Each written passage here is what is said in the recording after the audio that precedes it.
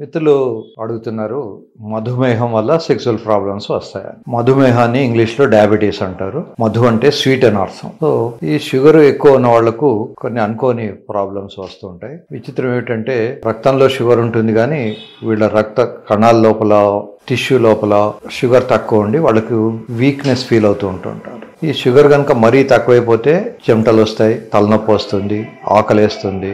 ఆ లెవెల్లో కనుక దాన్ని మనం ఆన్సర్ చేయకపోతే ఫిట్స్ కూడా వస్తాయి. హైపోగ్లైసిమిక్ అటాక్స్ అంటారు. ఈ షుగర్ పేషెంట్లందరికీ కూడా డాక్టర్లు ట్రీట్మెంట్ ఇచ్చేటప్పుడు ఈ హైపోగ్లైసిమిక్ అటాక్ ఎలా ఉంటుంది అనేది నేర్పిస్తారు. చెమటలు వచ్చేసి తలనొప్పి వచ్చేసినప్పుడు చిన్నపాటి షుగర్ చాక్లెట్ ఏదో ఒకటి నోట్లో పెట్టుకోవాలి. అంటే మీరు అడగచ్చు, మరి అలా పెట్టుకుంటే సడన్ గా గ్లూకోజ్ పెరుగుతుంది కదా అని. హైపోగ్లైసిమియా అంటే తక్కువ గ్లూకోజ్ ఉండడం అనేది more dangerous than hyper glycaemia. కొంచెం గ్లూకోజ్ ఎక్కువ పెద్ద నష్టం ఏమి ఇమీడియట్ గా జరగదు. లాంగ్ రన్ లో జరగచ్చు కానీ షార్ట్ పీరియడ్ లో హైపర్ గ్లైసిమియా వల్ల ప్రాబ్లం తక్కువ ఉంటుంది. కనుక ఎప్పుడు కూడా గ్లూకోజ్ లెవెల్ మరీ తక్కువ కాకుండా చూసుకోవాలి. ఈ షుగర్ కు మేనేజ్మెంట్ సామాన్యంగా food and exercise first line of treatment.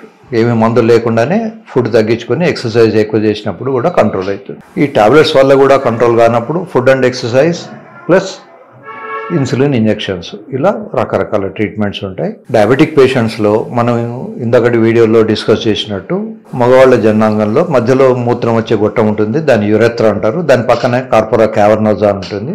ఈ కార్పోరా క్యావర్నోజా లోపల సైనోసైడ్స్ ఉంటాయి. ఈ కార్పోరా క్యావర్నోజాను మనము కామన్ అండర్స్టాండింగ్ కోసం అని స్పాంజ్ అని పిలుచుకుంటాం. ఈ స్పాంజ్ లక్షణం ఏమిటి? దానికి ఏదైనా ఫ్లూయిడ్ వస్తే దగ్గర రాగానే లాక్కుంటుంది. సో ఈ కార్పోరా క్యావర్నోజా కూడా అక్కడికి వచ్చిన రక్తాన్ని లాక్కొని అంగానికి గట్టిపరుస్తుంది. ఆ రక్తాన్ని వదిలేయగానే అది మెత్తబడిపోతుంటుంది. ఈ షుగర్ పేషెంట్స్కు ఆ కార్పోరా క్యావర్నోజాలో ఉన్నటువంటి సైనోసైడ్స్ చెడిపోతాయి. అది ఎఫెక్టివ్గా పనిచేయవు, అది రక్తాన్ని పట్టుకోలేవు. దానివల్ల అనుకోకుండా వాళ్లకు శృంగారమైనటువంటి సమస్యలు మొదలవుతాయి. ఇంకా విచిత్రం ఏమిటంటే జాండీస్ ఉన్న పేషెంట్ కనుక తన రక్తాన్ని డొనేట్ చేస్తే తీసుకున్న వ్యక్తికి జాండీస్ వస్తుంది.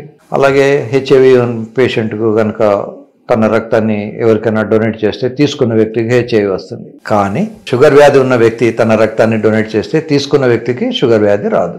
మరి వ్యాధి ఎక్కడుంది అంటే జనరలైజ్డ్ వాస్కులైటిస్ అంటారు. శరీరంలో ఉన్నటువంటి అన్ని రక్తనాళాలు కూడా ఇవి డ్యామేజ్ చేస్తుంది. ఈ రక్తనాళాలు డ్యామేజ్ అవ్వడం వల్ల అవి మూసుకుపోవడం కానీ, వాటి లూమెన్ తగ్గిపోవడం వల్ల కానీ థ్రాంబోసిస్, ఎంబాలిజం ఇట్లాంటి ప్రమాదాలన్నీ వస్తుంటాయి. ఒక్క షుగర్ వ్యాధి ఉంటే 100 వ్యాధులు ఉన్నట్టు. ఈ షుగర్ వ్యాధి వల్ల కళ్ళకు వచ్చే రక్తనాళాలు డ్యామేజ్ అయితే డయాబెటిక్ రెటినోపతి అంటాం. ఇదే షుగర్ వ్యాధి వల్ల కిడ్నీలకు వచ్చే రక్తనాళాలు డ్యామేజ్ అయినప్పుడు డయాబెటిక్ నెఫ్రోపతి అంటాం. ఇదే అరికాళ్లలో మంటలు, నర్వ్స్లో పెయిన్ అవన్నీ వస్తూ ఉంటే వాటిని డయాబెటిక్ న్యూరోపతి అంటాం. కనుక ఒక్క డయాబెటీస్ వ్యాధి ఉన్నప్పుడు రకరకాలైనటువంటి వ్యాధులుగా ప్రజెంట్ చేయొచ్చు. అదే శరీరంలో ఉన్నటువంటి మగవాళ్ళ శరీరంలో ఉన్నటువంటి అంగంలో ఉన్న రక్తనాళాలు డ్యామేజ్ అయినప్పుడు దాన్ని ఎరెక్టైల్ డిస్ఫంక్షన్ అంటారు. ఈ ఎరెక్టైల్ డిస్ఫంక్షన్కు మంచి మందులు ఉన్నాయి. వాటిని PDE5 ఇన్హిబిటర్స్ అంటారు. ఇందులో సిల్డెనఫిల్, వార్డెనఫిల్, టడలాఫిల్, అవనాఫిల్ అనే 4 టాబ్లెట్స్ ఉంటాయి. ఇవి కాకుండా ఎవరికైతే టాబ్లెట్స్ ఇచ్చినా పనిచేయవో లేదా ఎవరైతే టాబ్లెట్స్ను టాలరేట్ చేయలేరో వాళ్ళందరికీ పినల్ ఇంప్లాంట్ సర్జరీ అనే ఒక సర్జరీ కూడా ఉంటుంది. ఇది పినల్ ఇంప్లాంట్ సర్జరీ. ఇది అంగం లోపల పెట్టి కుట్లేస్తాము కనుక బయటికి కనబడదు.